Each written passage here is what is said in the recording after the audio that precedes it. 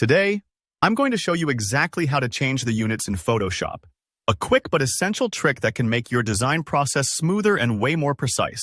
By the end of this tutorial, you'll know exactly how to switch your measurements between pixels, inches, centimeters, or any other unit that fits your project best. Whether you're prepping graphics for the web or setting up a layout for print, knowing how to adjust these settings can save you from headaches down the road. So, let's dive right in. First things first, go ahead and open up your Photoshop. If you're like me, you probably have it set as a shortcut, or maybe just double-click the icon. Either way, get your workspace up and running. Now, before we do anything else, let's make sure your rulers are visible.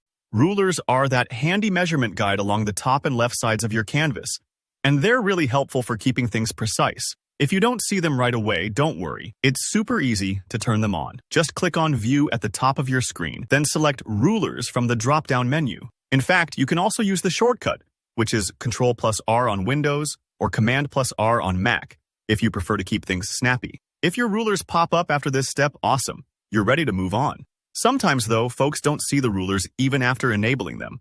Or maybe you're not sure if they're in the right units for what you need. Here's how you check and how you change them. All you need to do is hover your mouse right over the ruler area itself, those measurement bars at the top or left. When you do this, just give it a right click.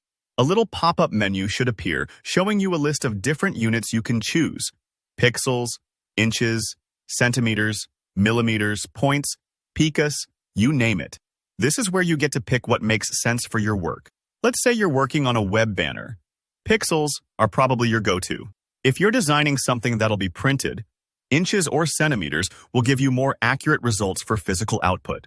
So select the unit that fits the job. Just click the one you want from the list, and Photoshop instantly updates the rulers on your canvas to match your selection. That's really all there is to it, but let me give a quick word of reassurance. If you don't see the units change right away, give it a second or double-check that you've clicked directly on the ruler bar itself. It's a simple tweak, but making sure your measurements are correct can save you a lot of time and help you avoid resizing issues later. It's like swapping out a toolbox for carpentry versus one for electronics. Using the right units means you'll build better things. And with that, you've just learned how to switch units in Photoshop. It's a small skill, but trust me, it comes in handy all the time and makes your workflow much more efficient. If this tutorial helped you out, please give the video a thumbs up. It really supports the channel. If you've got any questions or run into any trouble, drop a comment below and I'll do my best to help. And don't forget to subscribe for more practical Photoshop tips just like this one. Thanks for watching, and I'll see you in the next video.